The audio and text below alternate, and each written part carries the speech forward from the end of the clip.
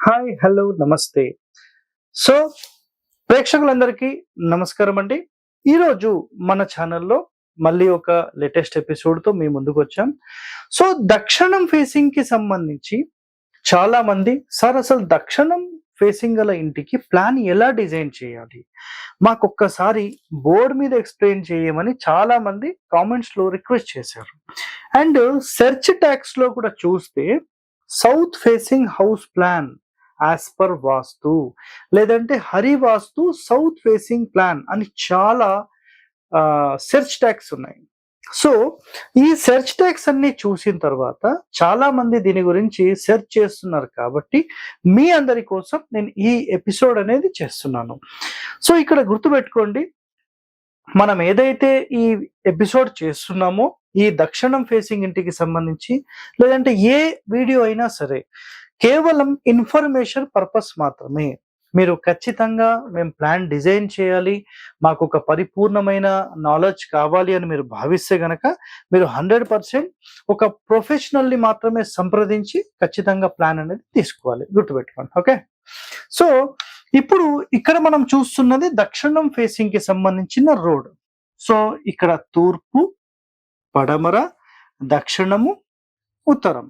So ఇందులోపల అసలు ఒక ఇంటి ప్లాన్ ఎలా డిజైన్ చేయాలనేది చాలా మంది అడుగుతారు. సో ఇక్కడ మొట్టమొదటి నియమం గుర్తుపెట్టుకోండి, సౌత్ లోనే ఖాళీ ఎక్కువ ఉండాలి. ఇది ఫస్ట్ కండిషన్. ఓకే. ఇక్కడ చూడండి, హౌస్ డిజైన్ చేసేటప్పుడు ఈ విధంగా మీరు డిజైన్ చేయాలి. ఈ విధంగా డిజైన్ చేసి పడమరలో సమానమైన ఖాళీ, తూర్పులో సమానమైన ఖాళీ, ఇక్కడ నుంచి ఇక్కడికి ఎంతైతే పొడవు ఉందో అందులో ఒక పార్ట్ ఇక్కడ వదిలేస్తాం. సో ఈ మూడు వైపులా సమానమైన ఖాళీ లేదంటే ఒక భాగం అంతా వదిలేసేసి మిగిలిన స్పేస్ అంతా మీరు దక్షిణంలోనే ఖాళీ ఎక్కువ ఉండాలి. సార్ మీరు కొత్తగా అసలు దక్షిణంలో ఖాళీ అనే మాట మేము ఈ రోజు వరకు వినలేదండి, మీరు ఎట్లా మాట్లాడుతున్నారు ఇది అంటే, నేను ఒకటి చెప్తానండి.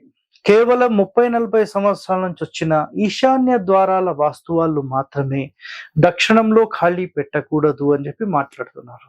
కానీ దక్షిణంలో ఖాళీ అనేది ఒక సింహ స్వరూపం లాంటిది. దక్షిణంలో ఖాళీ ఉన్న ఏ ఇంటికైనా మీరు వెళ్తే చాలా చాలా పవర్ఫుల్ వాళ్ళు ఉంటారనమాట.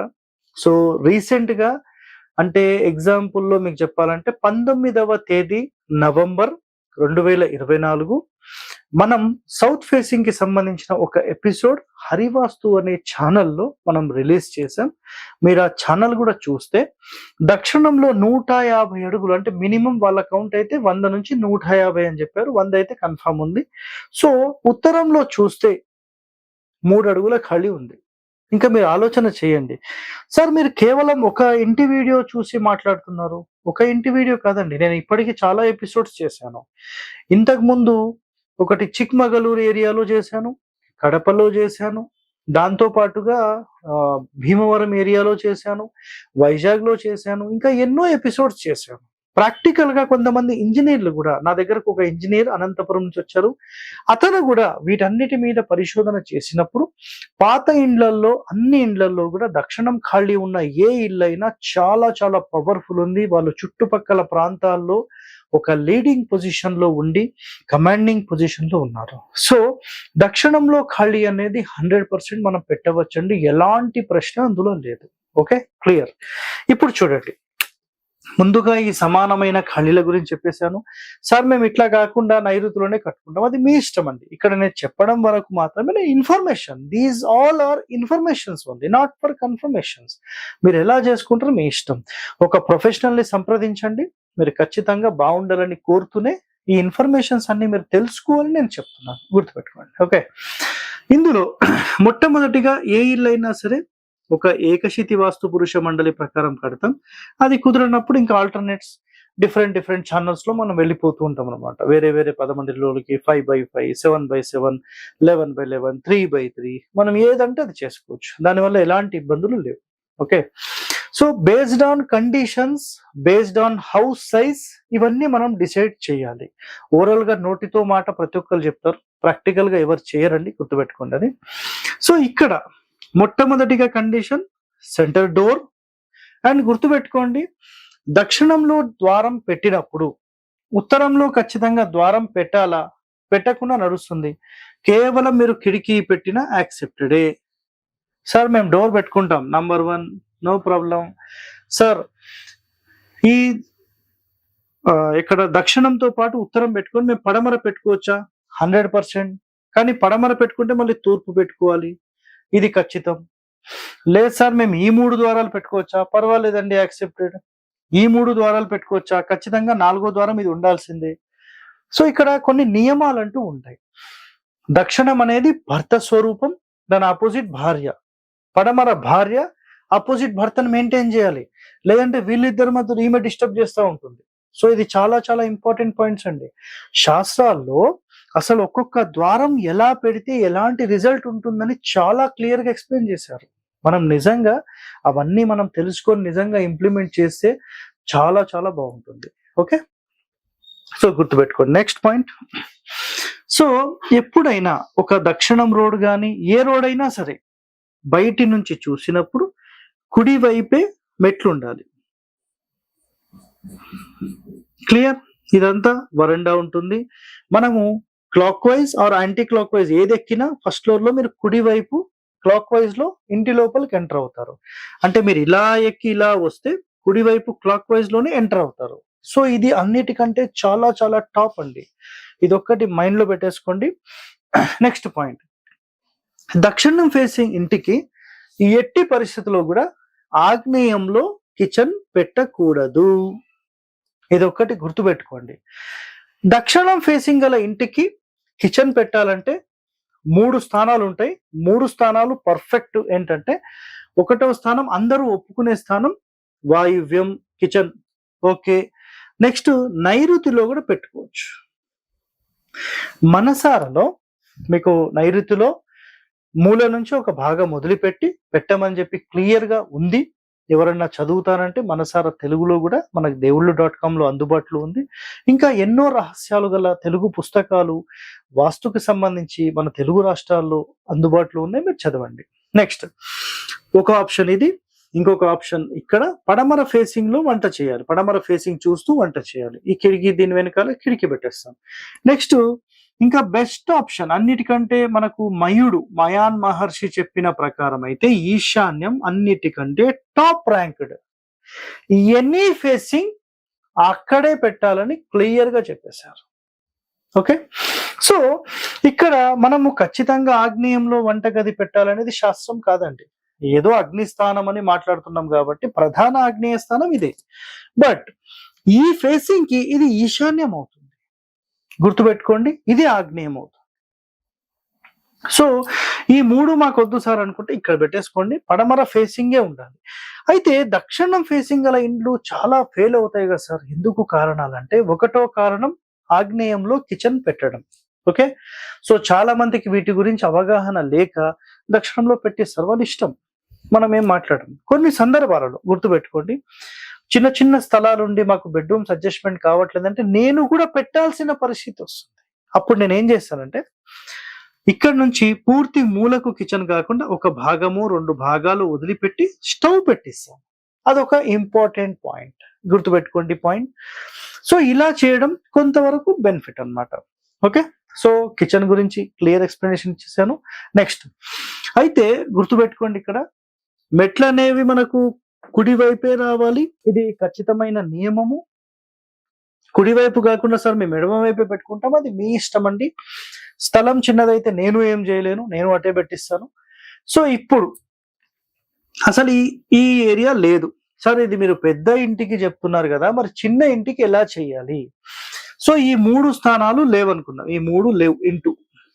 ఓకేనా, ఈ 3 లేవు. ఇప్పుడు ఇంతే మాట్లాడదాం.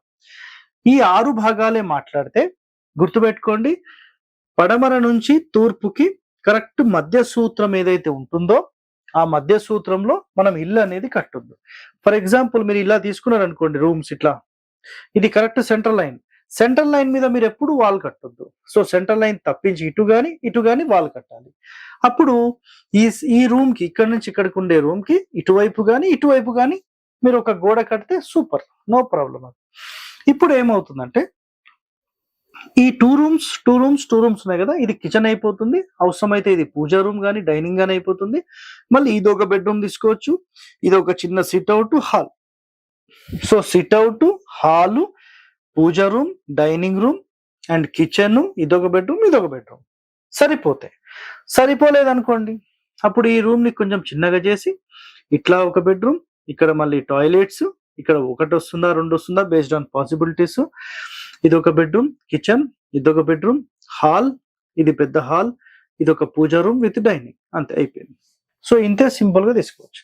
అంటే సింపుల్ ఒక బెడ్, 2 బెడ్రూమ్స్, ఒక toilet, 2 toilets decide based on possibilities and kitchen, puja, hall తీసేసుకుంటాం.